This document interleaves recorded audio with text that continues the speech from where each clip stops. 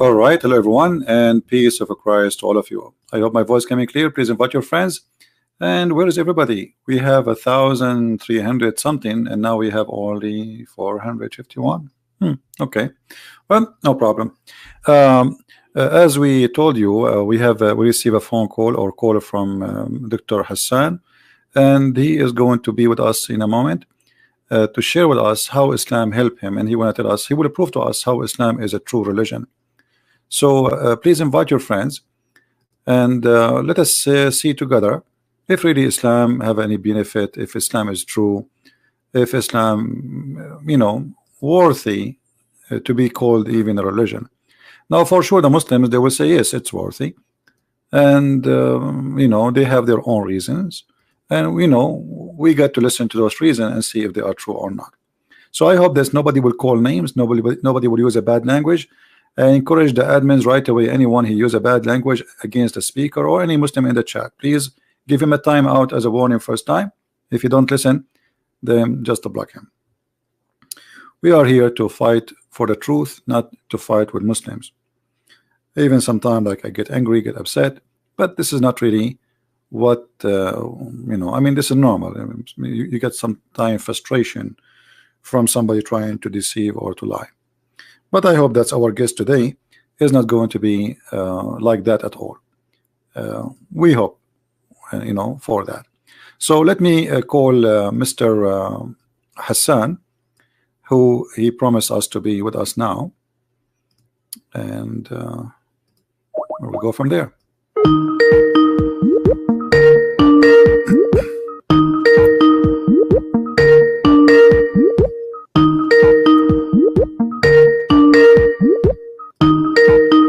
Hello. Yes, Dr. Hassan, how are you? I'm good, sir. How are you? I'm fine. You are live on air now, and everybody is waiting for you to tell us why Islam is the true religion. Go ahead. Okay, so thank you so very much. I'm not a scholar or something, but I do find these conversations interesting since they give me a chance to actually go and dig deeper into Islam and know more about my own religion, and question it actually. And I mean, let's just okay. I'm gonna start it. So I'm a doctor, and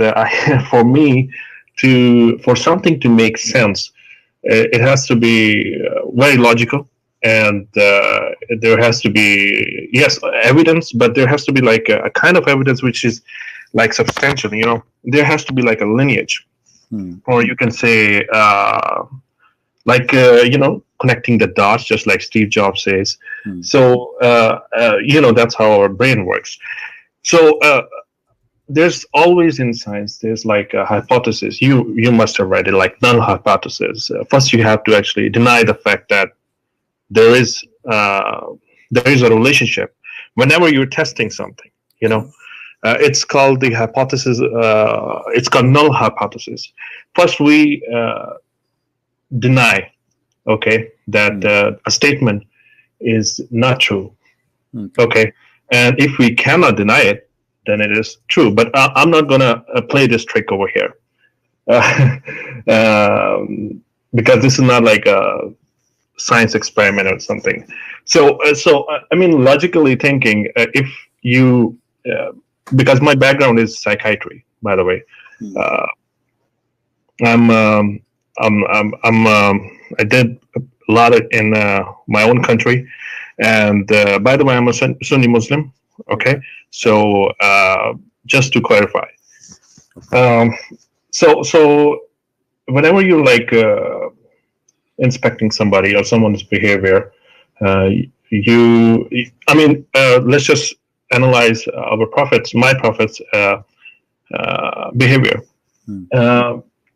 We can only come up with a few conclusions. I mean, Prophet Muhammad, he can be a liar, right? That is one possibility. The other possibility, he can be mad, right? Okay. That's a that's a big possibility too. And a third possibility, which can be if these two are not there lying, if he's not lying, and if he's not mad, then he's probably telling the truth. Right? Okay. Can we agree? No problem. I'm listening to you. Okay. So first, let's just say if he's mad, then he's not lying by default. All right. Because if you think that if he's let's just say he's mad, okay, a mad person, it's like a delusion going on, right? So delusion is like is defined in psychiatry as like a firm belief, which is like a false, but a mad person actually believes that it's true. So he's not lying. If you're mad, correct, he actually believes in his statement. He believes in what he's telling is truth. So he's not lying. Okay. Can I make a comment, Dr. Hassan? Sure. Okay. Okay, I'm going to stop. If somebody he is a Hindu or a Christian or anyone, and he says, like, let us say somebody he's a Hindu. I saw a documentary. I don't know if it's true. They believe that rats is God. So if he believe in that, he's not lying. He believe in a lie. Correct? He's not lying. No, no, you don't understand. If for example, if I'm a crazy person, okay, then for example, a schizophrenic person, okay, they're not faking it. What I'm saying is faking and lying is the same. Is the same thing, Right. A person can be truly a patient, or he's faking it. That's my point. No, I got so lying. I got that point, but I'm saying, additional to that, if somebody he is saying he is a Christian, he believes Jesus is God, is he lying? Or he is believing in that, and that lie, they believe maybe it's a lie. What do you think? Is he lying? We're gonna. Here's the thing, sir. In the Western society, and in actually, I'm not gonna say sorry. That's like the wrong thing. I will say we should carry the same criteria for everybody. Right. If a person claims something like that, we'll carry the same criteria. He can be like, we have to test it. I'm giving you the possibilities. But is it? I'm not sure whether his claim is right or wrong. We have to analyze the claim. All right. Again, so these are like the basic things. I will go with you. I'm listening to you. And you said we have to watch the behavior of the prophet, correct? Either he's mad. No, yes. We have to analyze. If I'm lying, you will find why I'm lying. Why would he? Because this is how we actually diagnose somebody. If somebody is schizophrenic, we have to find all the symptoms. So he's schizophrenic. Dr. Hassan, as long you are, and this is your specialty and this is your profession, I'm really happy to have you. That's because it will be a big help for us. You are just a person who this is what you do for a living, so you know what you're talking about. So based in you watching the behavior of the prophet, how you describe his personality? Is he sick? Is he mad? Is he healthy? What do you think? Okay, yes, I'm getting over there. All right. So they're like, first of all, there are like two possibilities, right? They're both interchangeable. If somebody is faking it, then he's not mad, or he's not a patient, or he's not schizophrenic or whatever. He's not crazy, okay? And if somebody is crazy, he's not lying. Right. So you get my point? He's not faking it, actually. He is actually a patient. He is actually schizophrenic or whatever we can say. Right. So first, clinically, let's just say if he's lying, okay, that could be the first claim. So it means he's making everything up. Okay. Right? So why? The question arises would be why? If somebody comes to me, I'll give you an example. This is called Munchausen syndrome by proxy. Please ignore my pronunciation. Okay, I always and my accent. I know it's very Indian. I'm sorry if somebody has like a hard time understanding it, but I'm trying my best. Thank you. So if somebody is lying, he's definitely making things up. So there has to be a motive behind it, right? So if you motive behind it, and there has to be a motive. I mean, why would somebody lie? Why would a king? If somebody is rich, he has all the things. He won't ask for the money. I mean, that's like totally acceptable. for example, if for example, if I'm rich, I won't need money, right? Okay. That could be the my what would be my motivation? What would be my motivation behind my lying or behind my actions? You can say. So I mean, let's just analyze if my prophet is lying. I mean, what would be the motive? Did Okay, he? motive? What motive of liars they have? And like a liar, when he claimed to be a leader and especially in religion, what motive you think he is seeking? Like, give me. Can you count for me? Well, it could be. Well, there could be like multiple reasons if somebody is lying. We have to, for example, there's a woman who comes to my clinic, and she wants a leave of absence. She wants. She basically comes and tells that my kid is having a problem. You know, that's why I want to stay home. My kid is sick. Actually, she's lying. Her kid is not sick, and basically she's making. There has to be a motive. You know that what I'm trying to say is. Okay, what the motive for somebody? Forget about a patient because this is just. You know, it's not. I'm just giving you. This is a person, Hassan, a person claiming to be a prophet, and he by getting that position, he became a king. Obviously, he ruled.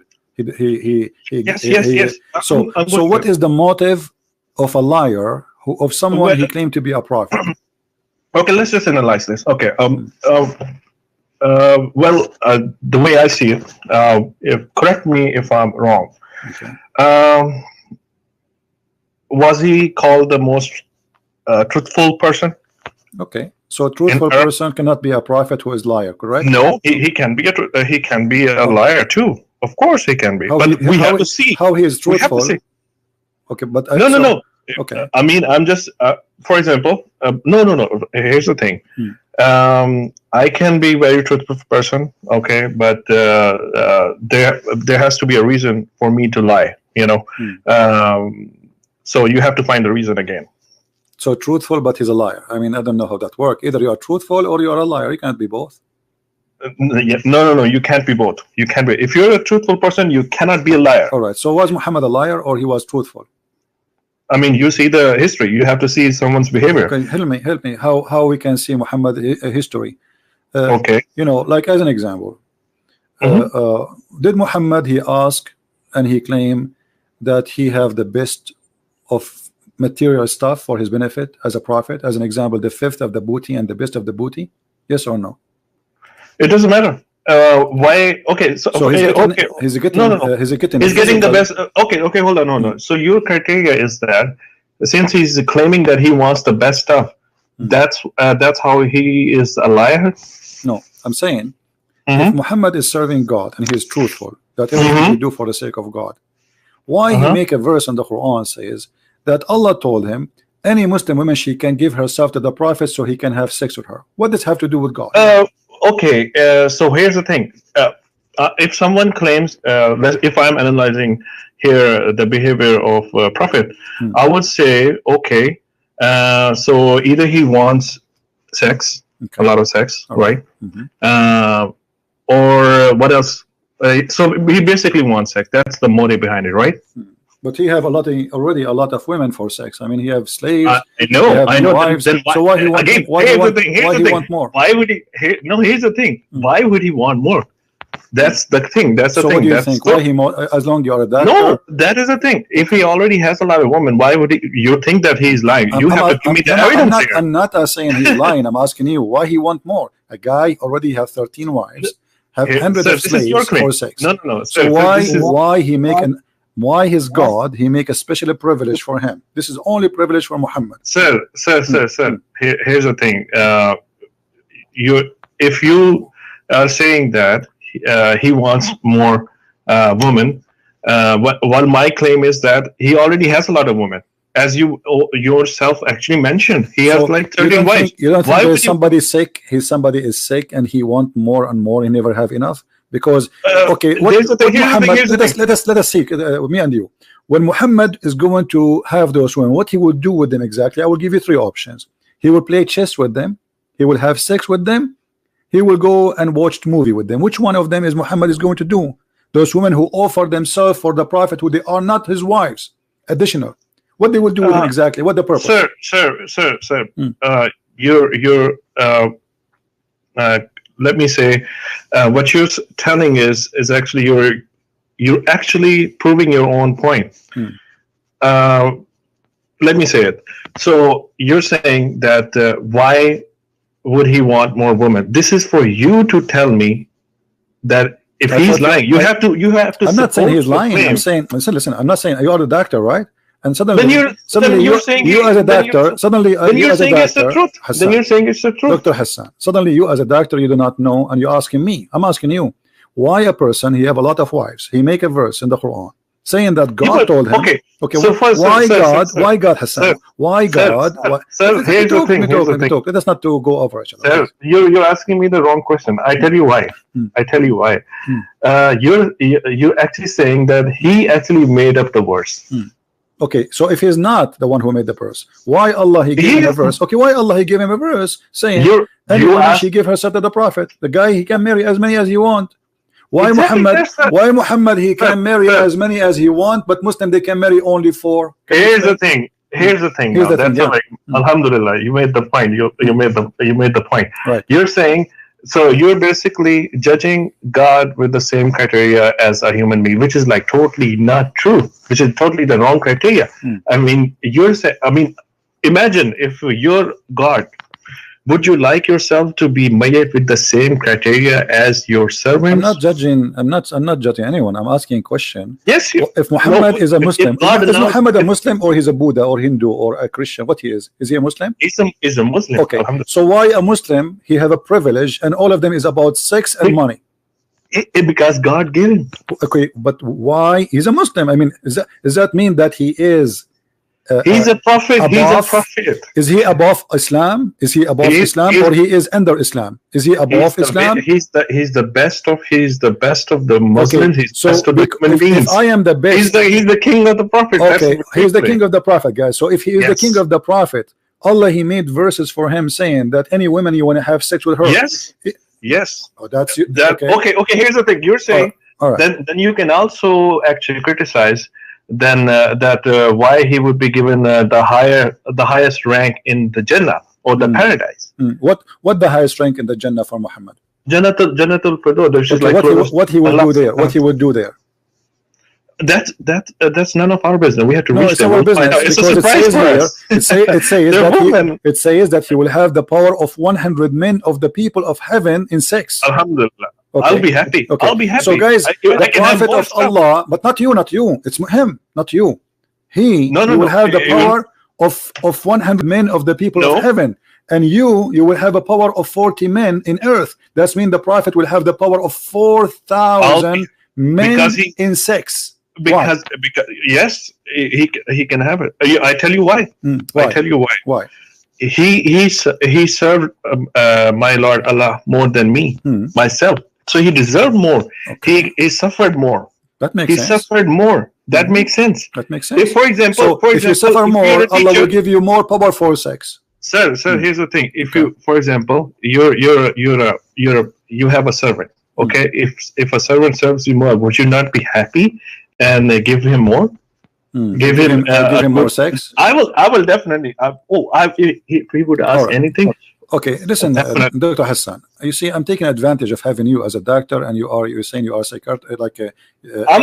Sir, forget about me that I'm a doctor. No. I'm a logical person. I'm not a logical person. If a person he imagined himself seeing things, but in fact he did not see those things, what do you think he is?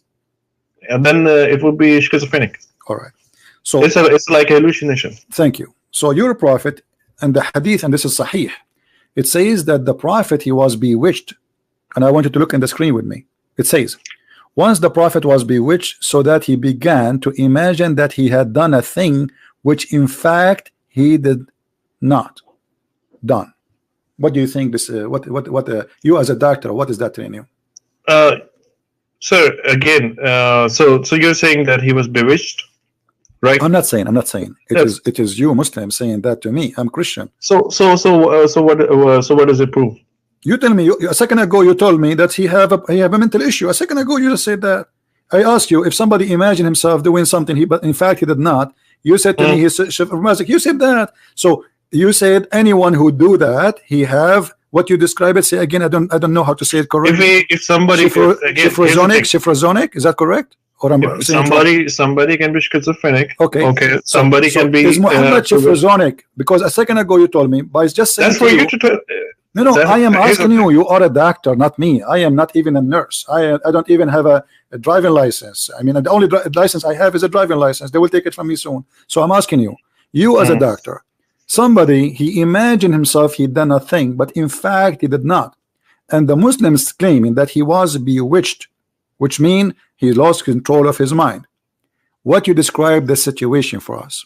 You're saying that he was bewitched, so he was. I'm bewitched? not saying. Why you keep saying I'm saying, my friend? It's not me. It says Aisha. She said, narrated Aisha. You can look on the screen, by the way. It's on the screen. Okay, well, let me just see. She said once the prophet was bewitched, so that he began to imagine that he had done a thing which in fact he had not done. Okay, so where's your source, by the way? I don't know. Sahih Bukhari, my friend. Sahih Bukhari. Sahih Bukhari. Do you know that? How much do we? Okay, I'm not sure about this. Okay, but I read this one, and I'm not sure. But let's just say if he's bewitched, what difference does it make? Well, a second ago you said he's Shifrawazi, and now you are saying what difference would make. Trying to find one who's talking.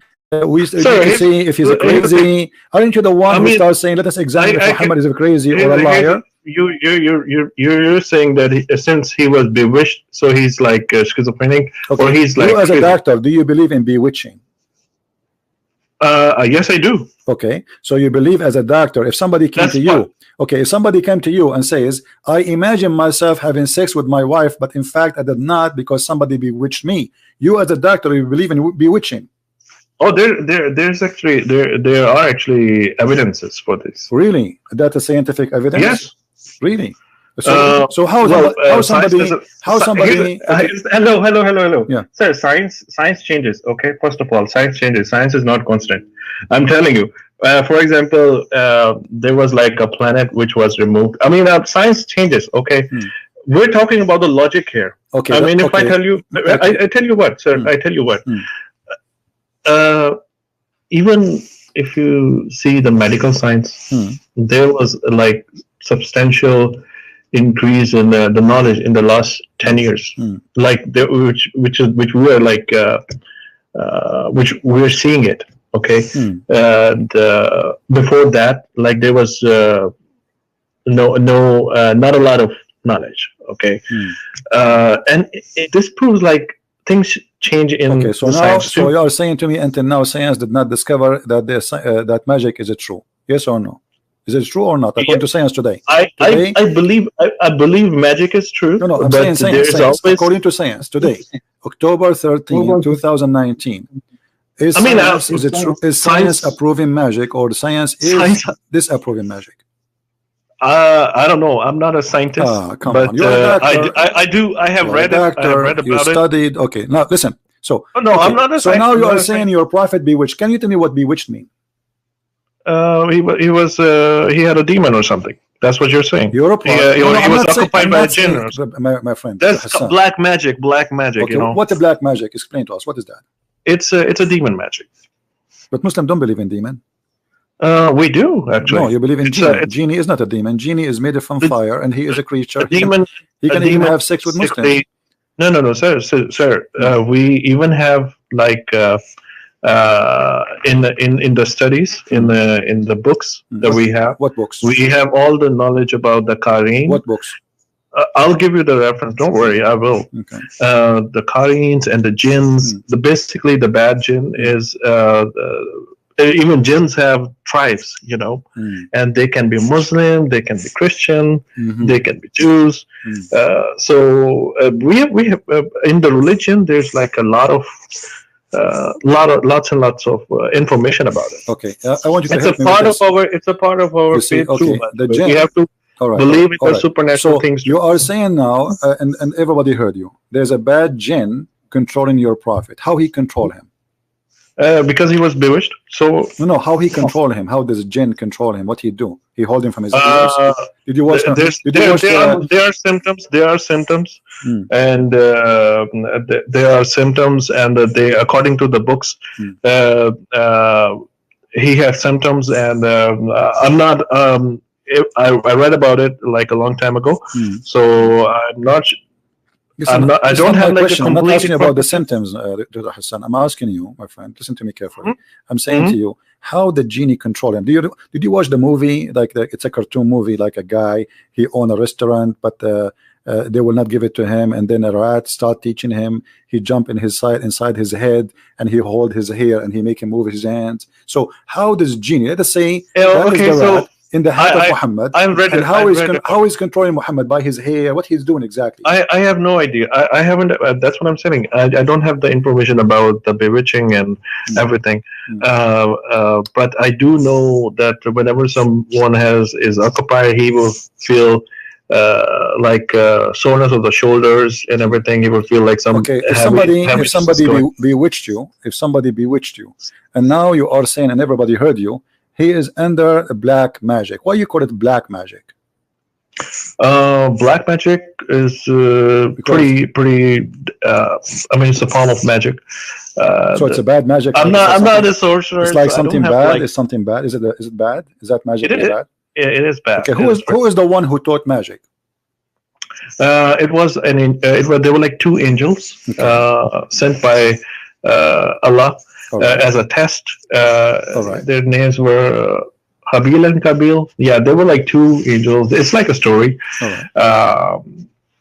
And I think I read it in one of our books actually. And they came to Earth. They said that Allah that these. I mean, they were sent as a test. Okay. If they teach somebody the black magic, they tell that this is like a test. You will not be a Muslim anymore. Okay. And if someone learns it, he's out of our religion. You actually have to serve shayateen and basically the bad jinns, and they will do work for you. Yeah, actually, you will do a lot of bad stuff for them too. So this is like a black magic, and the worst form of it is actually where a husband and wife, they get separated. Even I'm telling you, this is what these are the things with what jinns can do. So you are saying to us, Dr. Hassan, as I understand from you, that Allah, he sent two angels to open Harry Potter school in Earth, and the purpose of this school is to teach magic and to make the husband and the wife fight and divorce each other. Is that what you are saying? I'm not saying this. What I'm saying is that black magic can do a lot of stuff. You can. No. Hold on. Hassan, isn't you who said that Allah, he sent down two angels to teach magic? Yes. Okay. Absolutely. So who is the one who opened the school of magic to teach magic? Allah. Allah, he sent two angels who have certificate of magic from Allah. Yes. So Allah is the first teacher of magic. He said he brought those angels. He said, okay, who taught the angels? Who taught the angels how to do magic? Allah, probably. Yes. Okay, Allah, thank you. So Allah taught the angels. He made a training for them about to do magic, and then Allah, he sent the angels down to the earth. Yes. And the angels, they open a school in the Babylon Tower to teach people how to do magic. Why? Because there was like a test. It's a test for human beings. It's a test. It's everything over here that we see is a test. If imagine, I mean, if there's no test, there's no reward. So there's always a test. Right. So Alhamdulillah. Alhamdulillah. Yeah. So Allah is making a test by teaching me magic so I can control somebody else. And now the Prophet himself is controlled by magic. I tell you what, sir. Here's the thing. He was this is in our books that there was jadoo or the black magic. It happened to him. I absolutely have. If I would deny it. Yeah, but you see, I'm going with your logic, Dr. Hassan. Yes. Just listen to me a second, please. You just say the Quran.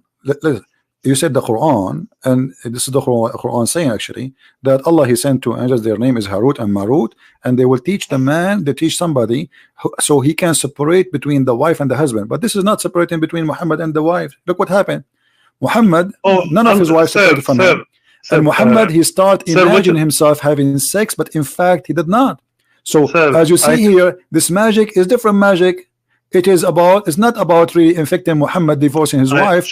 It's affecting the life of Muhammad to the point you think he's having sex, but in fact he's not. Can you, first of all, there are like two things. First of all, you said that you're basically using my words. Okay, I did not say, I did say that, okay, yes, it can create separation, but there are like a lot of other things that like magic can do. No.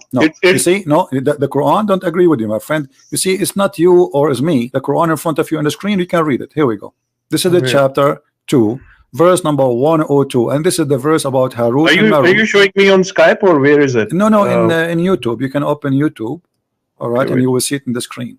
You can just mute the sound so we will not have double voice. So what is the name of this chapter 2, verse number 102? I can send you the link in the Skype if you wish. Do you want?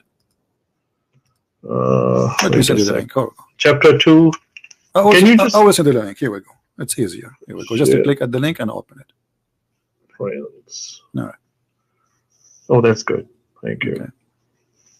You know, I tell you, if you're taking my opinion, I mean, we have seen patients. Okay. Screen share. No, not screen share. I send you a link. Click at the chat. Click at the text. Click at the text, my friend. Okay. I send you. Yeah. Click at the link and open. This is your Islamic link and the translation there, or you can open any Islamic translation website. Go to chapter 2, verse number 102. It says it clearly. Okay. So this magic, that's magic they will teach to cause separation between the man and the wife. That's it. There's no other thing. Yes. So. Okay. So your prophet, the magic he suffered from, did not cause separation. It caused him to imagine himself having sex, but in fact he did not. I don't know where you're getting that one from. You're probably getting it from what? I don't know what is your source. Magazine, newspaper. Which magazine? You know, I thought like Kardashian something news. I don't know. Where are you getting it from? Sahih al-Bukhari, where I'm getting it from. Where in Sahih Bukhari? Can I see it? It's in front of you on the screen. Oh man, where is it?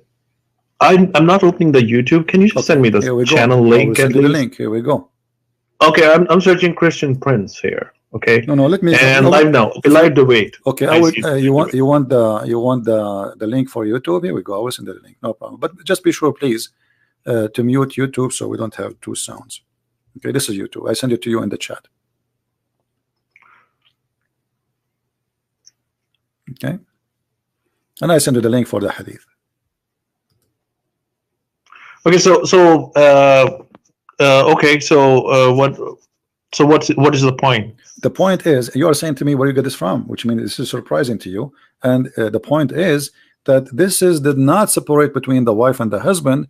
This is deceive the prophet. He controlled his mind, and now the guy is illusion. And you are the one who said to me, you are the one saying to me, he have double standard now. He have double personality. What's your phrase mean?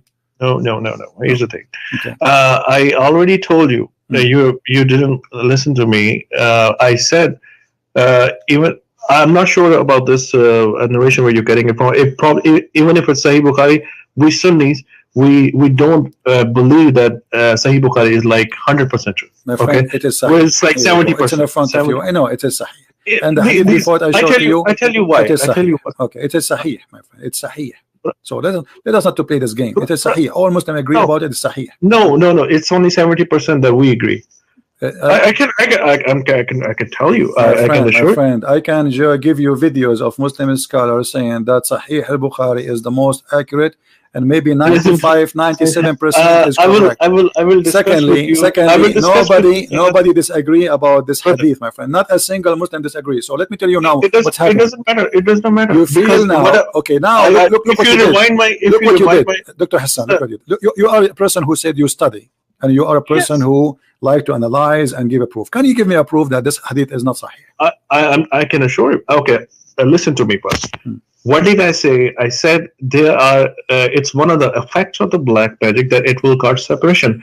I did not say, or even in Quran, if it says that it causes separation, I did not say that it is the only effect of it. Okay, even if we have sexual relationships with the wives, if we told Aisha, Aisha, he got married to Aisha at the age of 53. Even if we have what? 53, he was 53 years old. Yeah, okay. I thought you were saying Aisha, she was 53. No. He was 54 actually. But anyway, okay. And 53, I'm pretty sure. Okay, 53. 1 year will not make a difference. Anyway, so okay, but okay. Why will I'm not jumping. I'm saying that if you rewind my talk, I specifically said this is not the only effect of black magic. Even if we had, what does it prove? He had the black magic. So what? Okay, but when I showed you the first hadith that the Prophet imagined himself doing a thing, so in fact he is not doing that. Okay, what does that mean? Let me tell you. And you are a doctor. Listen to me carefully. The Prophet, he saw an angel squeezing him 3 times, but you just said to me the Prophet is imagining that he had done a thing. In fact, he did not. So how we can trust Muhammad that he saw an angel? How we can trust Muhammad that he heard Quran? How we can trust Muhammad that he saw? I can tell you. I can tell you how. All right. I can tell you how. Okay. So for example, there's always something. Does he fall in the category of schizophrenia, or he's having visual hallucinations? Or you're saying, first of all, visual hallucinations, there has to be a cause. I mean, you can't be. If somebody is schizophrenic, I'm telling you, I've seen it. You can name me one schizophrenic person who is so well behaved and so organized. Muhammad so well behaved. Muhammad is so well behaved. Oh my God! Okay, so I'm telling you, dude. I just showed you Muhammad making verses. There's nobody. There's no high functioning. If somebody is a patient, okay, they don't act like this. People have already analyzed the behavior of Prophet. Like you say like this, like what? Give me example so you can help me. Like what? You have to give me an example. That if in the history, if there's someone who's like high functioning and he's getting the revelation, according to you, it's high functioning. Muhammad was high functioning. No, you have to tell me a patient which is like really high functioning and in the present day, and he's having the hallucinations and everything. You have to tell me that. There's nobody. There's nobody. So is Muhammad was high functioning person? No, he was totally normal. What is normal about a guy? Because nobody can bewitch me. I change all the Muslim in the world to bewitch me, and I don't imagine things happening. But we will not bewitch you because we don't practice magic. If we practice magic, we're out of Islam. So we will never bewitch you. Okay, so Allah, he opened a school to teach people how to bewitch each other. I already told you, Allah sent it as a test. Allah sent everything as a test. Okay. Listen, when Muhammad he claim and he say in the Quran that the sun set in murky water, is that because he is he is having an illusion in his mind that God told him that, or he is being truthful, or no. Here's the thing: you're getting off topic again. I can discuss with you that thing. No, I'm not. Because Muhammad is claim. Listen, sir. My friend, Chris. Here's the thing, sir. I tell you what. We're analyzing the behavior, and now we're saying this is the behavior. When we have somebody, he stand in the middle. He says, "I am a teacher. I'm going to teach you science.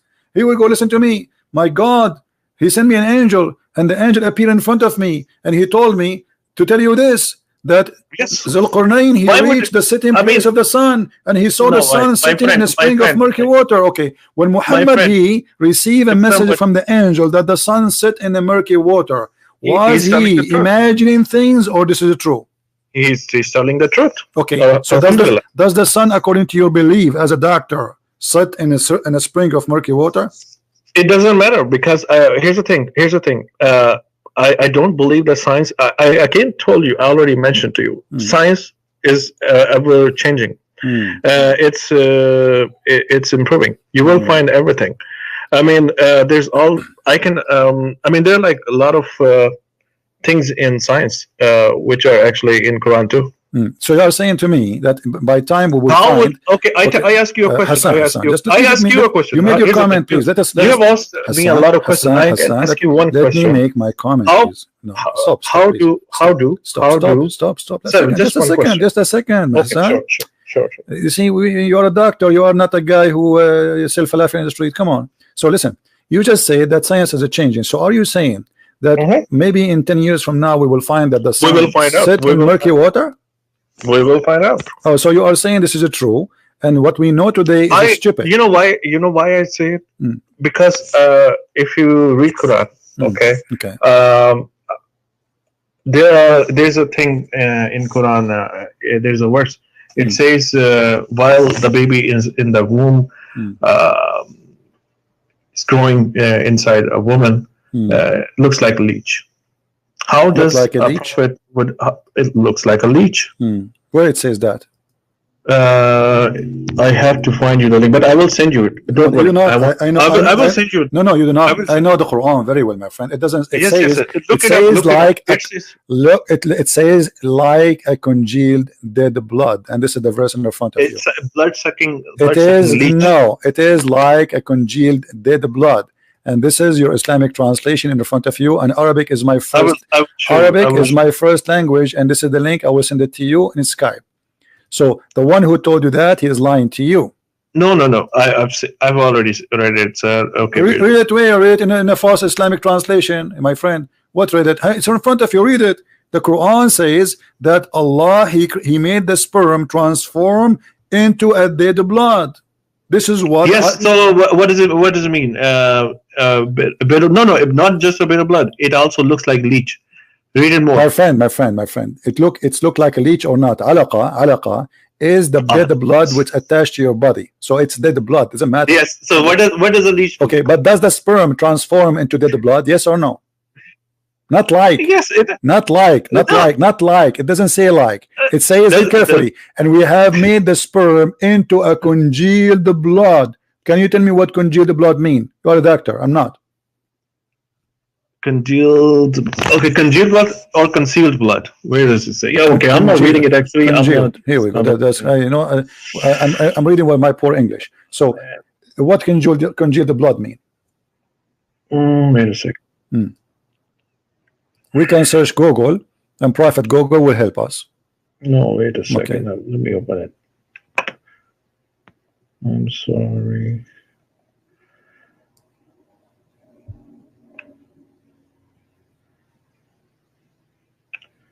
Let me just copy the link and open it up and another tab.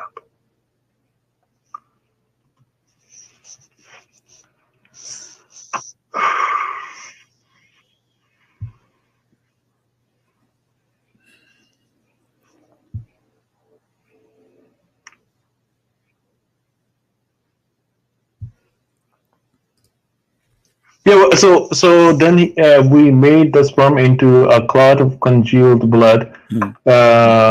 Congealed blood, okay.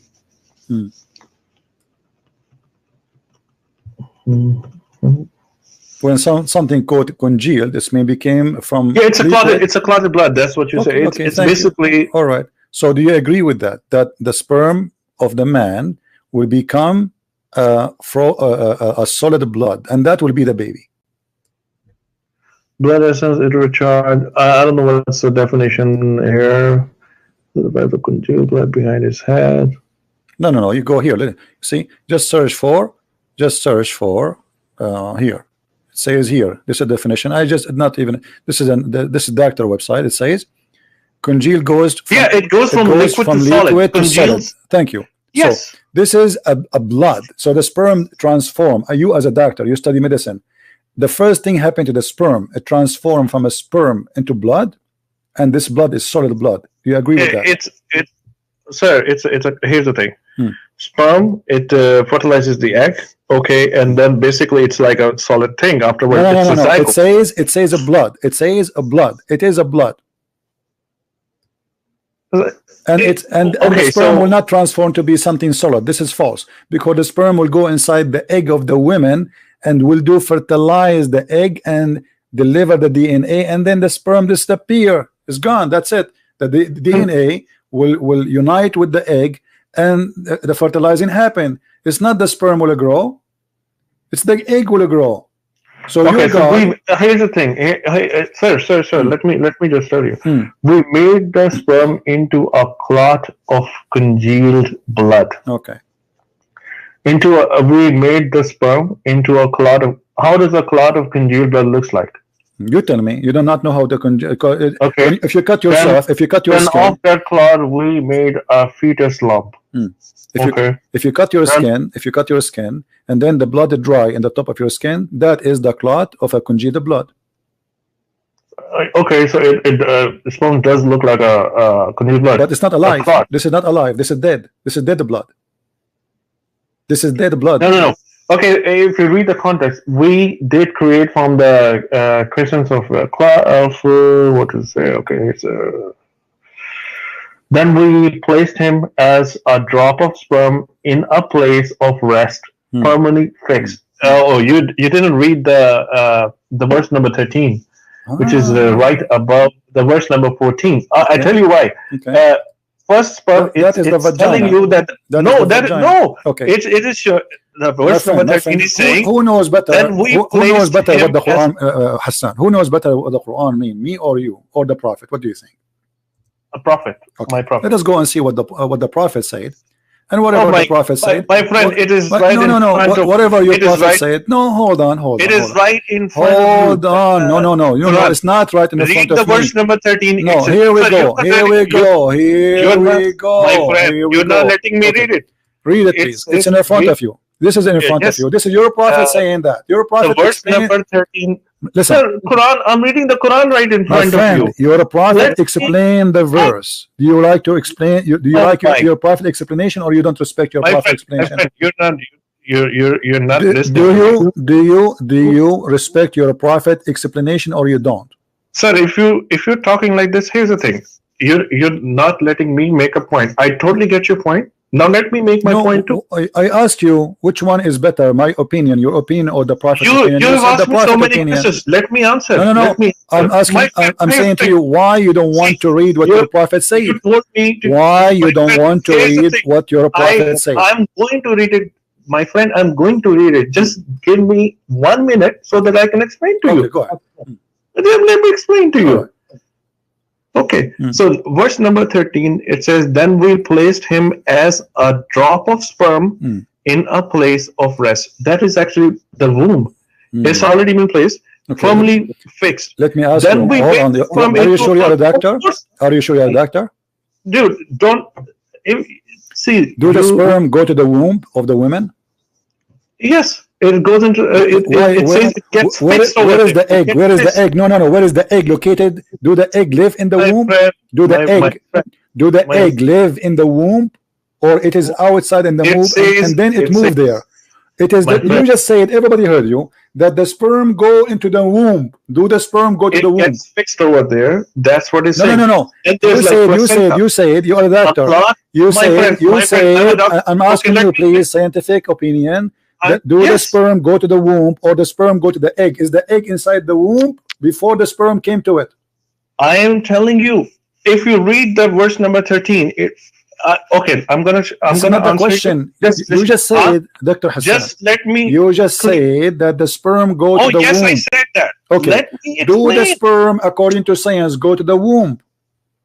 It goes to the egg. And then but where is the egg? Is the egg is in the womb? But you just said, everybody heard you. You said the sperm go to the womb, but the womb is not where the sperm go. No. Here's the thing. Okay, you did not even read the Quran correct. I can tell you why. My friend, you are the one who said to me, a fixed place, a resting place is the womb. Mr. Christian, you don't let me explain to you. You basically argue a lot, but let me say. I'm not arguing. I'm trying to understand you. You claim to be a doctor. You're not even trying to understand. And you are saying that the sperm goes to the womb. No, just let me finish and then talk. I have not even made my point, and you started talking. You stop in interrupting me. Let me, dude, this is very frustrating. I mean, you think that you know, I know this is your audience. Let me just explain. If you read the verse number 12, what does Quran say? Man, we did create from a, basically it's a cloud. Then we placed him, basically the sperm, in a place of rest, which is, in a place of rest is basically the uterus, okay? Firmly fixed, yes, it is attached, okay? But what the congealed blood here is the placenta. And if there's like and if you know the placental hemorrhage, if you read about it, it happens postpartum, and there's a lot of blood. Yes, it is.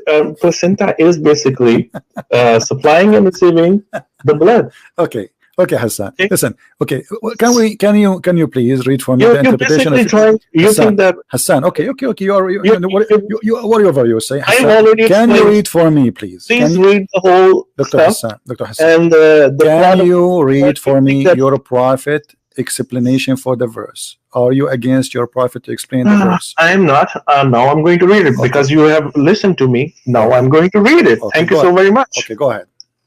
Okay, so where is it? I'm sorry, I actually.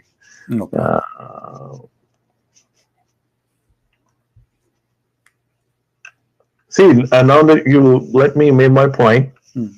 Okay, so the congealed blood is basically the placenta. If you read it. No. Yes, it is. It is. No. You read it. Because it says the sperm will become a congealed dead blood. This is the baby. Oh, the baby. Listen, everybody is laughing. I mean, it's in front of us. And here we go. Your prophet is explaining if this is the placenta or not. Read it. Read. It's on the screen.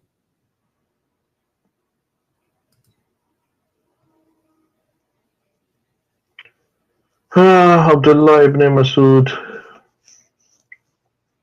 Okay, so okay, even if my prophet said this kind of stuff, and this kind of stuff, speak with respect, please. This is the Prophet Muhammad, peace upon him. Don't say this kind of stuff.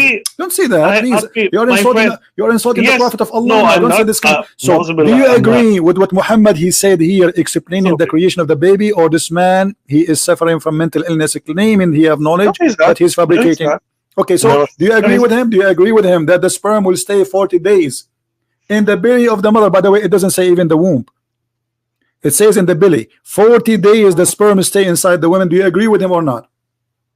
Where does it say? Okay, so I'm going to read it. He's the truthful believer, narrated as verily the creation of each one of you is brought together in the mother's womb for 40 days in the form of a nutfa, the drop, then he becomes an alaka, a clot of blood, for a like period. Then yes, that's true. Okay, everything. Yes, this is true. So you agree that a sperm can stay alive and will stay as a sperm in the side of the women for 40 days. Do you agree with that? Then he becomes an alaka, the clot of blood. Don't stop repeating yourself, my friend. Do you agree, one by one? Do you agree that the sperm stay inside the women alive for 40 days? A nutfa is a drop. It doesn't mean it's that it's a drop of semen. No, okay. So what's the point here? I'm asking you, do you agree that the drop of semen stay inside the women for 40 days taking vacation? According to this hadith, yes. Okay, but this is what science says, or this is what Muhammad says? This is what my prophet is saying. According to this hadith. Okay, here's the thing. You as a doctor, if I came to you and I say to you that the sperm stay inside the women for 40 days, I tell you why. What you will say to me? Hold on, Mr. Christian. Let me. What is your religion, by the way? Are you a Christian, right? I don't know. My religion is a Christian Prince. I must be Hindu. I don't know. You use your intelligence. Okay, so your name is Christian Prince. You probably are a Christian. Probably. You are a Christian?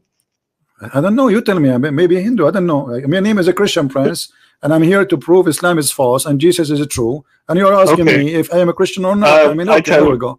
I'm just asking you just to confirm it. Just like I tell myself that I'm a Sunni Muslim. Okay. It's better if to have the introduction like that. So I'm not sure. Okay, so what you're saying is basically even with the hadith. I tell you how. Hadith is what you read is probably very good. Okay, Probably what? you read. I said what you read, wherever did you read your hadith from? It's good. Okay, Okay, it's good. You're quoting a lot of stuff out of context too. I tell Okay, you how. you help me. It says here. I'm going to help you if you Hassan, listen to it's me. so I'm clear. going to help. It's I'm so going clear. to. You see, this I'm this going hadith in to front of help us you, my explain friend. the verse in details. The sperm will be I'm 40 not. days, and then the sperm will become Where? alaqa. You told me alaqa is a leech. It says Don't. here Okay. a Is it clot of also a Sahih blood. Bukhari? Is it also Sahih Bukhari or Sahih Muslim? Yes, this is Sahih Bukhari, and I can show it you from anything. Sahih Bukhari, Sahih Again, Muslim. I already told you. I Okay. already told you. Yeah. We every Sunni Muslim, if you ask. Okay. I mean, we believe that the Sahih Bukhari and Sahih Muslim is only 70% correct, but also okay. First, we have to prove. First, we have to prove that was he a prophet or not. Okay, so there's always a null hypothesis. As I mean, you have to first just based upon the teachings. Just like I mean, you Christians, they have also a teaching where someone he believes in Jesus can just drink poison and the poison won't affect you. No, this is not. This is what it says. This is not what it says. This is what it means. Yeah, because no, it says because Jesus he promised us, and he said that they can destroy this temple, even his body, they can be killed, and I will build this temple in 3 days. So when they say there's no poison, nothing can affect you, that's mean that Jesus promised us that we will have eternal life with him. But you're a prophet who said, as long as you mentioned this, that if you eat 7 ajwa, no poison will affect you and no magic. Is that true? You know. Here's the thing. You're basically talking about the hadith, which are very, again, if I'm going to say Zaif, you're going to laugh. It is not Daif. It is Sahih al-Bukhari, my friend. It is Sahih. I already told you we believe it's 70% true. Okay, why? There's like a lot of no problem, but you have to prove that this is not a single Muslim. He says I'm this going. I'm going to put forward my point here. So okay. So when your prophet he came with the knowledge, if you eat 7 ajwa, and if you no magic can control you, how the ajwa can control the magic and stop the magic? This is if you try it, yeah. Why not? Okay. So if I try it, that will not happen to me. But Muhammad, he was bewitched, and he is the one who's telling them eat ajwa, but he himself was bewitched and he died by poison. So he's lying. No, he's not. Okay. Well, if I say to you, I'm a doctor, my name is Hassan, eat 7 ajwa, and no poison and no magic will affect you. It doesn't mean that I'm myself. Okay, if I tell you that if I'm a doctor, it means I should never become sick. What's the point? No. You told me specific thing. You told me if you eat this thing, nothing will happen to you specifically. If I tell you, no, your prophet did not say. No, listen to me. Listen, you are not being honest now, Dr. Hassan. It says the prophet said, if you eat 7 ajwa a day, no magic will affect you and no poison. And look, the hadith in front of us, and this is Sahih Bukhari, and this is Sahih. The prophet saying in his element of death, which he died, he used to say, "Oh Aisha, I feel the pain which caused by the food of I ate at Khaybar. At this time, I feel as if it is my aorta is being cut off." So from what? From that poison. So you're a prophet himself. He is eating ajwa, and yet he was poisoned. Where does it say that he's eating ajwa? So he's teaching you to eat ajwa. So he's dude, I teach a lot of stuff. I teach a lot. It doesn't mean that I take all the antibiotics myself. If I show you you're a prophet eating ajwa, what you will say? Is that okay? So what does it prove? Well, you are the one saying to me what that prove. If he's eating ajwa, so how he is saying if you eat ajwa that will not affect you, no poison and no magic? It will protect you. Yeah, sure. Okay, can we like have a date with you and next week you open the camera and you take rat poison and ajwa? That's what I'm telling you. Here's the thing. No. Here's the thing. People taking ajwa and then they, if my prophet is saying it, that's true. Okay, listen. So what we learn here that your prophet is teaching his own fiction science that a baby, first he is a sperm, and the sperm became a dead blood, and this sperm stay inside the women for 40 days. And you as a doctor, you confirm that this is true. Just No, because you want to I'm agree. saying again. Last time when I mentioned you, Hadith, Hmm. they. I tell you what. For example, I already told you that we believe that 70%. You just start quoting the stuff. Okay, you know, Hassan, Uh, just to make it simple. You see, sure. our talk is about you proving to me Islam is true, and you mentioned to me that the Quran have science. I Can you show me? you I'm not going you to. I'm not going to pick you up my. start asking me I'm the not questions, going. right? Listen, my Dude, friend. I'm my not friend, going you to pick start up. asking me the questions. You don't let me prove it. Hassan. No. Now I will give you. What do you mean? No, you don't. Look, No, okay. you don't. I will give you the mic. I will give you the mic, and I Mhm. want you. You are the one who mentioned. Everybody heard you that there is a science in the Quran. There is a science in the Quran. Can you show me one example of science, one by one, and see if it's true or it's a lie? I will tell you. I will tell you everything. Hmm. But my focus over here right now is to give you the opinions about the prophecies and the stuff, like which actually the topic here is proving that basically Muhammad sallallahu alaihi wasallam is a prophet or not. Okay, I mean I'm giving you some rational stuff that I think. Okay, and I believe. Okay, as but a isn't Muslim. this a prophecy? When Muhammad he says that the sperm stay inside the women for 40 days, he prophesied. My friend, here's the thing. Are you going to let me speak, or are you gonna ask me the question? We are having a conversation. It's not only you speak. Not, you just you're said not, something. Of when course, you say Muhammad have a prophecy, isn't this is a prophecy when he prophesy? When I say to you and I claim to be a prophet, again, you keep on repeating the same point. Okay, you keep on telling me the same. Okay, hadith, and then you say Zaif hadith. If I tell you Zaif, you don't. It's not Daif. I challenge you to prove it as Daif. It is Sahih Bukhari. What I already told you they're like 70%. We only. But not even 1 Muslim can say it is Daif. I challenge you. Oh my God. Are you gonna let me speak? The Quran, okay, what about the Quran? Is the Quran da'if too? The Quran says so. Quran I showed you. The Quran, okay, the Quran says that the sperm transform into a congealed blood. Do you agree with that? I totally agree with that. Okay. Yeah. Listen. I want you in the front, Hassan. Basically referring to placenta. I want you to bring me. I want you to bring me the best of the science of the Quran. Choose anything you want. I will tell you in the next session if we ever have. Of course I will. No. Give me one. No. Because you are saying I'm not giving you. No, you see, I'm not giving you a chance. Give me 5 minutes. Hassan, give me 5 minutes. I will give you 5 hours. You say it. I'm not giving you a chance to prove it. So I'm asking you, please, can you give us one proof from the Quran? If you don't want hadith, can you give us from the Quran one scientific proof the Quran is true? Go ahead. I will give you. I'm listening. I will give you. Of course I will give you. I already told you. I promise you. No, give me now. So no, next week, same time, I will give you. How about that? What about now? I promise you. I'm not gonna run away, dude. I'm not running away. All right. I'm here. Let me just complete my discussion. Let me just make a few points. Let me. If you want to interrupt me, that's fine. Okay. You can ask me the question. Go ahead. I'm listening. Okay. Okay. So let me just tell you why do I believe, and then you can say, okay. Then you can raise the. Let's have a civil conversation. Okay. So first of all, so the way.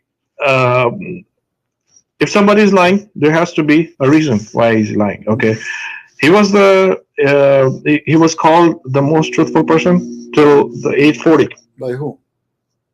By the people around him. By the whole earth. Where it says that? Muslims and Muslims, Christians. That's a very good question. Muslim, Christians, Jews, everybody. Okay, show me the Jews and the Christians who says that Muhammad is the most truthful person. Go ahead. It's in the books too. Where? It's in our Sunnah and Hadith and everything. Okay. Okay. Just write down the. You can definitely dig it. Let me Hassan. My friend, let me just make a few points. No, just because you just said something. You uninterrupted for like said something. 4 minutes. 4 minutes. 4 minutes. Okay, I will take it now. Time me. Okay. 4 minutes. So the first thing is that was he called the most truthful? He was called the most truthful. He was like people would actually give him the things that they would know that he won't steal, or So, and was he born in a modest and very highly respected family? Yes, he was from Quraysh and he was highly respected.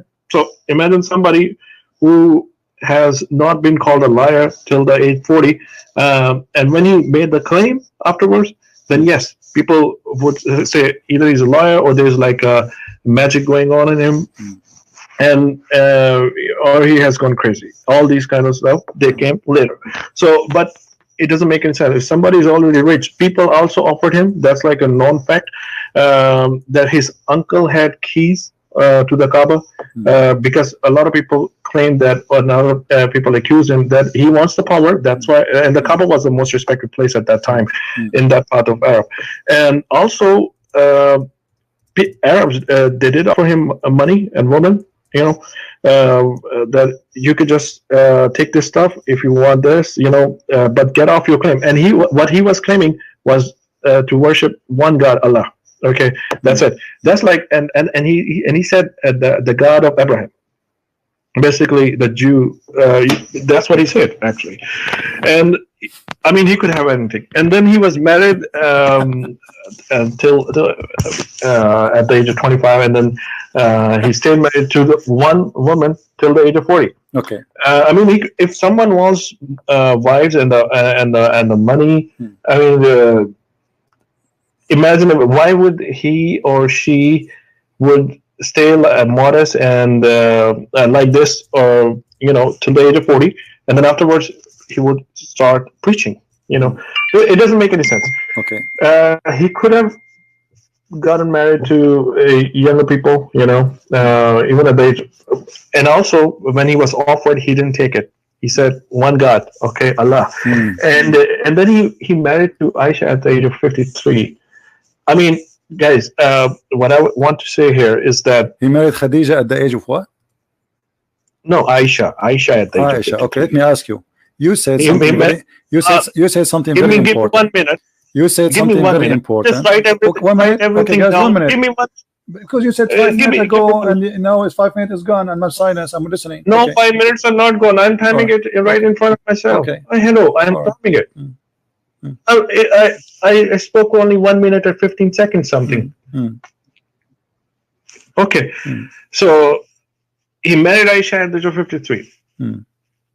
Okay, so I mean, if someone, I would say, I mean, he made a claim at the age of 40, 41. So if someone, and when he was offered, he didn't take it. It doesn't make it. It's a lot. There has to be a logical explanation. And if you see, libido always goes down. You said 1 minute, Hassan. Okay. Can I talk? And also, I mean, can I talk? Hassan, can I talk, please? Hello. Please, can I talk? Because 5 minutes is over from a long time. You said 1 minute again.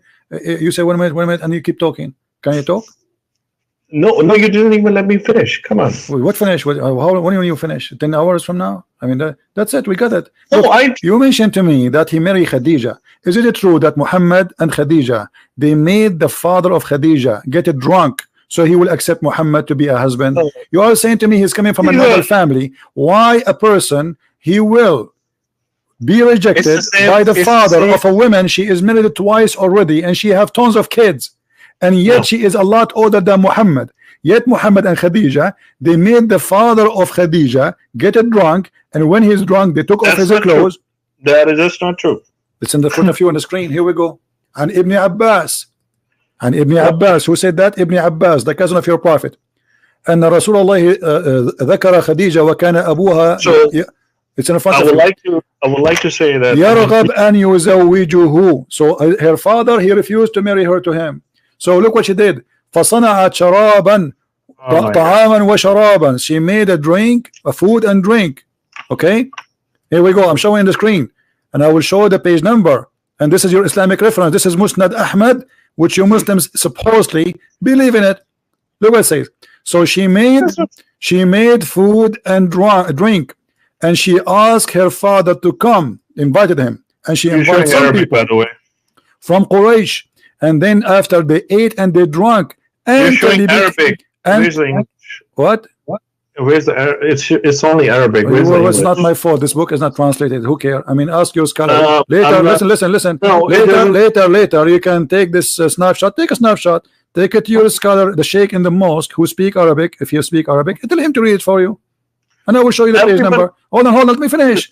And so she made him eat. They made them eat and drink until they get drunk. And then Khadija, she said to her father that inna Muhammad ibn Abdullah yakhطبني. Muhammad, he wanna marry me. فزوجني. He said, okay, he's drunk. And then she made him a dress, the nice clothes, and وألبسته حلة.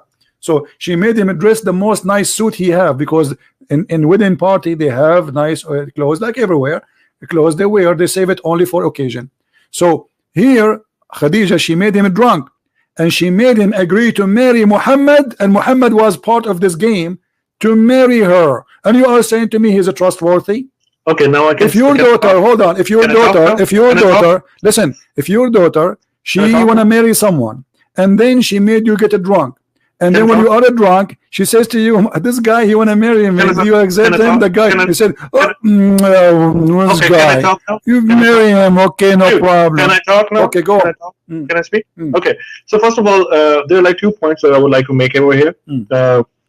And I hope that, okay, so first point is about the alcohol, and the second point will be about you know, the young marriages and everything, about the culture and stuff. So first of all, the Arabs over there, they were even in the Quran, if you read, alcohol was prohibited like very later, and people used to drink alcohol like water. Even over there at that time, okay. And people would actually drink alcohol just like water. I mean, it was like like water. Even okay. You got my point. Okay, so and the second. So that is an excuse. That is an excuse for somebody you call him a trustworthy to make his father-in-law drunk to marry a woman. Are you saying to me that a fraud? Are you saying to me at that time a fraud was not forbidden? Are you saying a fraud was not forbidden? Fraud, this is a fraud. Alcohol was not forbidden. The first thing Muhammad did in his life, it was a fraud. He married Khadija by a fraud. No, it was not a fraud. It was not a fraud. She made him drunk. She liked him. You know, she didn't make him. She didn't make him drunk. It's in front of. It's in front of us. It's in Arabic. I cannot. I will get it. That's not my problem. That's not my problem. And here we go. Hold on. This is Musnad Ahmad, variant number 5, page number 46, hadith number 2849. Hadith number. Listen. Hadith number 2849, Musnad Ahmad, volume number 5, page number 46, and you take a snapshot as we showed you in the screen, and you can take it to your sheikh, and I challenge any Muslim to say I'm lying. Okay, now can I have 1 minute? Sure. Okay, so first of all, the alcohol thing is it's cultural thing. Secondly, if you know, prophet, there are a lot of people who actually say that he married a younger woman at the age of 53. First of all, the libido level falls, and why would somebody marry at a later age after 50 to a younger woman? Because she's rich. I'm talking about the Aisha now. I'm talking about the Aisha. I will definitely. Okay, how young Aisha was? Guys, she was what, 6 or 9? 6. Why somebody he marry a girl? She is 6. No, I told you 6, but he got her in the house around 9. Okay, let us say no intercourse. He married her at the age of 6. He have intercourse at the age of 9. Okay, why a man at the age? And you are the one who said 53, not me. At the age of 53, according to you, why somebody at the age of 53 he marry a kid? Let me talk now. All right. Let me talk now. All right. Can I have 1 minute? Sure. 1 minute. You will not interrupt me. No problem. Go ahead. Okay, thank you so much. Promise me 1 minute. 1 minute. Okay. Oh yes, 1 minute. 1 minute. Okay. You always interrupting. Just give me 1 minute. No. Okay. So first of all, if it was not a culture now, people would have objected it. Okay, and if his father himself is giving his daughter to a pious man, then definitely it was an honor. And if it was me, I would have also done the same. I wish it was me. Secondly, if you even in USA today. Even in USA today, there are. I'm talking about the first world country, USA. There's a community in Kansas or someplace. You look it up, Google it. Okay, they still marry their daughters off at the very young age. Okay, to the older people. Okay. I mean, it's a culture thing. Here's the thing: why is the slavery? I'm going to talk about a little bit about slavery. Thank you so very much. My time is almost up, but let me make one point about the slavery too. People this slavery was not even prohibited in USA till a long time. I mean, it was like last century or what? I mean, people were carrying the slaves in Christianity, in Islam, in Judaism, everywhere. It was a cultural thing. Are you done? So, the point was about your mate is done. Yeah, okay, my point is done. Thank you. You can talk. Okay, so now I'm going to ask you as a doctor. Very brief, and I want to ask you as a doctor. I will give you the mic back, and I will give you 2 minutes, not 1 minute. What make you keep saying there is some they marry children, etc. Okay, what make a person at the age of 53 who was married to a rich woman, she is a lot older than him just because she is rich, to marry a child at the age of 6? What the benefit of this marriage? Go ahead. Okay, can I talk now? Okay, so first of all, you're saying you're claiming that he married her because of the money. Okay, and actually, that was not the case. She was a pious woman, and he himself was also rich, by the way. If Muhammad was rich, but she was richer than him, but he was also himself very rich. His uncle had the key to Kaaba, and Kaaba was even in Arab today, Kaaba is also considered as is always been considered as a sacred place, if you know. Okay. So if you confirm with the books, you will have a better knowledge and like a wider perspective about what was going on, and you'll see the bigger picture. So she was richer, yes, but he himself was also belonged to a very noble family, and all the people would call him a trusted person. I mean, very trustful.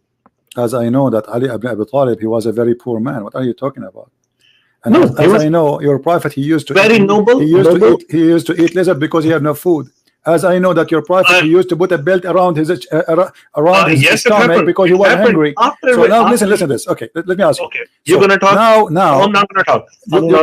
Your time is up. You know. Yes. Okay. Please talk. Let us go back, and I will make it simple for you. Yes. If I saw a guy in the street and he is married to a widow, and I say to him, "What did you marry?" He say, "A widow." I say to him, "Go and marry a child is better." What do you think about such an advice? You're jumping to you were making a claim about the money stuff. Okay, I'm not talking now. No, I'm talking about let us stay with focus with the age of girls who we can have sexual relationship with. If I advise a man to get rid of his, because he is married already to a widow woman, and I say to him, "Why you didn't marry this widow? Why you don't marry a little child?" Yes, what do you think? I can explain. I can explain. Go ahead. Hello. Thank you so very much. I will have 2 minutes. Okay. Go ahead. Can I have 2 minutes? Sure. I will start. Here we go. Diamond is starting. So again, now I want to address the issue of the hadith. Here's the thing.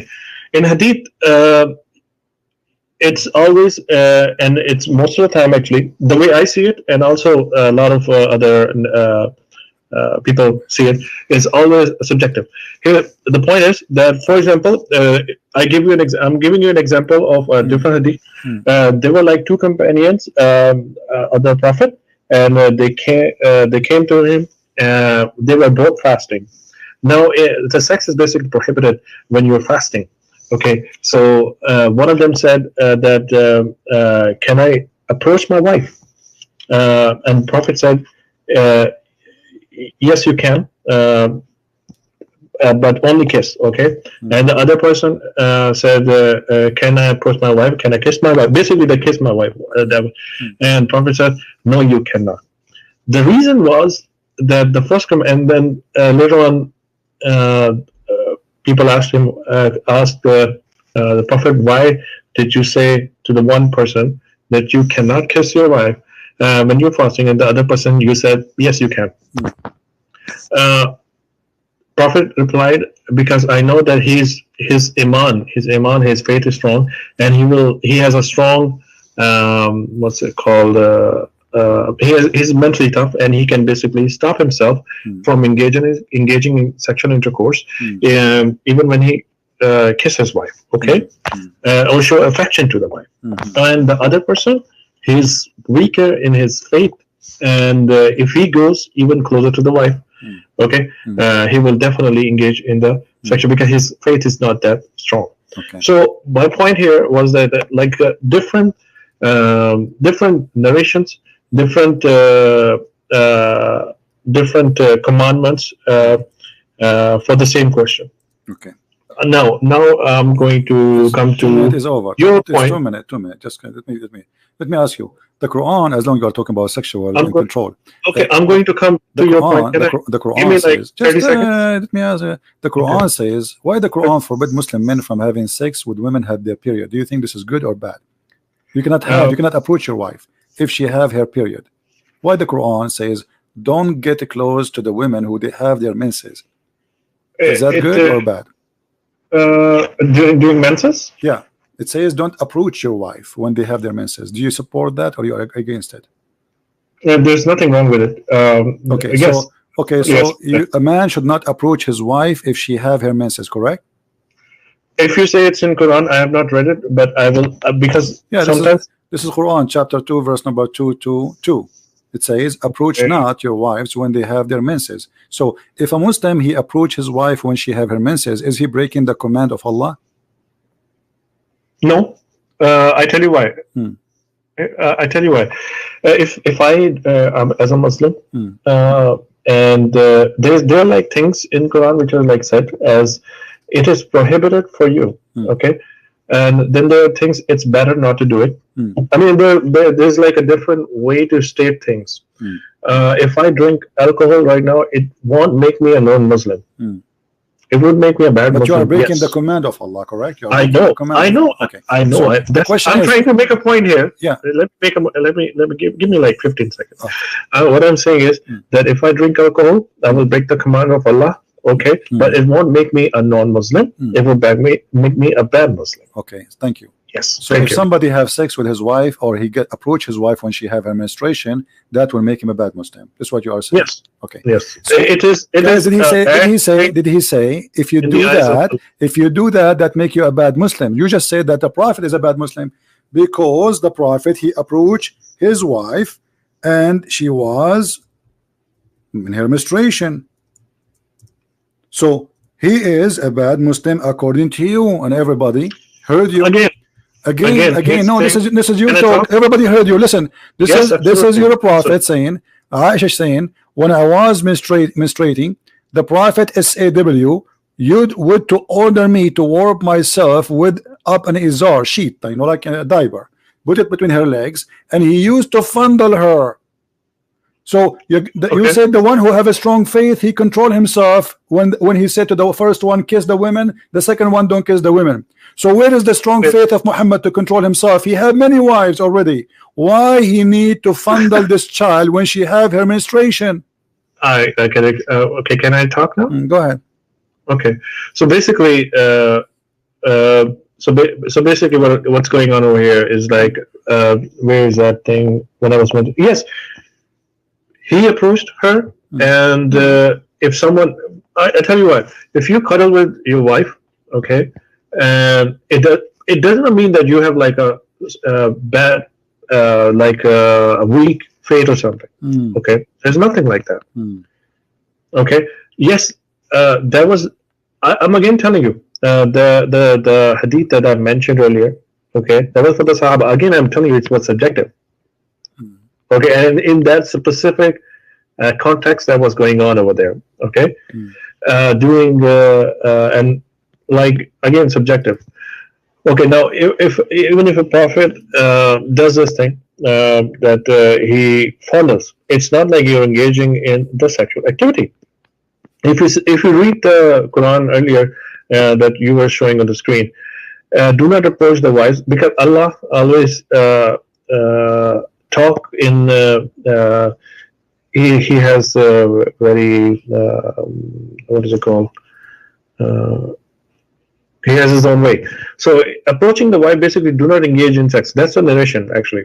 I can assure you this thing. Okay, if you read it, basically do not engage in sex while menstruating. Okay, but you can fondle. Of course, you can fondle. What fondle mean? Explain to us what fondle.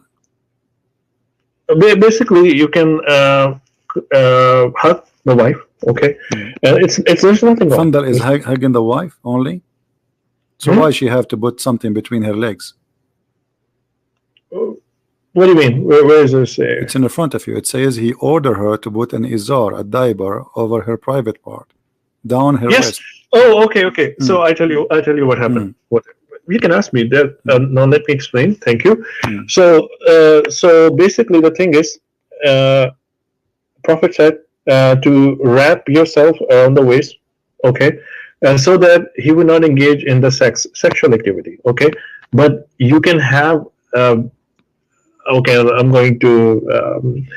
So basically, you can have the funneling and everything, and where a male can actually enjoy with the wife, but would not engage in the sexual activity explicitly, okay, specifically, but can do everything else, which is like cuddling and kissing and everything. I'm talking about this thing, okay? So this is what. So a Prophet said, okay, wrap yourself so that he would not approach that area of his wife. Okay, so he specifically said wrap like so that he azar band is called azar band, so that basically that part is tightly closed and he would not engage in the sexual activity. But there's like a lot of other things. I mean, for a male to enjoy, it's not just like the penetration thing. You can actually enjoy your wives in a lot of other ways. So it's not prohibited, but yes, engaging in the sexual activity during menstruation Are you done? is considered I am the bad. one who asked you if somebody approach his wife in any way when she have her menstruation, is that wrong? He said this is not will make me a Muslim, that will make me a bad Muslim. And this is sexual. This is sexual. It is sexual. This is not kissing. This is sexual. This is why he is fondling her. And actually, it's used even the same exact word in the Quran. Yubashiruni, fayubashiruni. The word in the Quran, don't do mubashara. Here we go. Yes. Okay. Absolutely. So you cannot do that. You can't even get close to them. Don't approach them. Don't even get close to them. فَلَا تَقْرَبُوهُنْ. Don't even get close to them. So how a prophet of God? He tells the Muslims in the Quran, don't get close to your wives. Don't get close to your wife. And you can open any translation. لَا تَقْرَبُوهُنْ. Don't even get near them. And yet he ordered his wife to put a sheet between her legs so he can play with his private part with her. Okay, can I explain now? Go ahead. Okay, thank you. So basically, Quran also tells that you can approach your wives, and in Arabic it's like what is it called? Basically, vagina is where the fruit is. Okay. Where is what? Where is what? Vagina is basically where the fruit. I mean, I'm not saying this. I'm just making fruit? what I'm trying to. What fruit? It bears the fruit. It bears the child. Okay. So you can approach your wives. Basically, anal sex is also prohibited in Islam. And it's where it says that. I thought the Quran says the opposite. You can't do that. The Quran says you can do that. Where does it say that you can do it? حرثا لكم نساءكم حرث لكم فآتوا نساءكم أن شئتم. So your wife is حرث. Where does it say? Where does it say? Here we go. Let me the verse. Here we go. Chapter 2, verse number 223. Your wife is the same as a ground in you, the same as a field. So dig in the field as you wish. Exactly. Where does it say? Chapter 2, verse number 223. Okay, women are like fields. Okay, women are like fields. Yes, it's called Ketia. So fields, basically, the thing is, can I talk now? Yeah. Okay. So fields are where you actually, whenever you bear a seed, and you will get the fruit. Okay. So you will get the fruit from a field whenever you bear the seed. Where do you bear the seed? In the vagina and not in the anal part. So this is like, if you read it, it's the field. Field means which will go. Okay, so it specifically says vaginal sex. It does not mean the anal sex. Okay. Thank you. Does it say? You see, I'm showing you your Muslim translation, which is all full of lies. It says you approach your wife as you wish, whatever you want. Just dig in it. It says here. Well, it also says your wives 223 are says tilth for you, so go to your tilth when you and how you will, when and how you will, as you wish. Okay, can I explain now? Mm. Okay, women are like fields for you. Fields. Do you agree with mean- that? That your women are field and we dig on them? Yes, yes. Fields, You fields agree mean with that? where you will bear a seed Mm. and you will get a fruit or your crops, and that means vaginal part, not the anal part. Okay. Well, you know, I'm really glad, Dr. Hassan, that today we have a good conversation together, and you help us a lot to understand Islam. I mean, your answers was amazing. So when we can have you again next time? Next week, Okay. inshallah. So next week we can have a debate about science and the Quran. You get ready? Okay, sure. Right. Because you mentioned to me, give me time to bring you science and the Quran. Okay. So I guys, will next week we will have Dr. Hassan with us, and he will show us the science of the Quran, and you will see, you will hear amazing science from Dr. Hassan. He's the doctor. I mean, come on, this is his profession. You know, this is what he do for a living. So next week we are expecting a debate. Do you want a date, certain date? Can we set a date or what? Sir, let me see.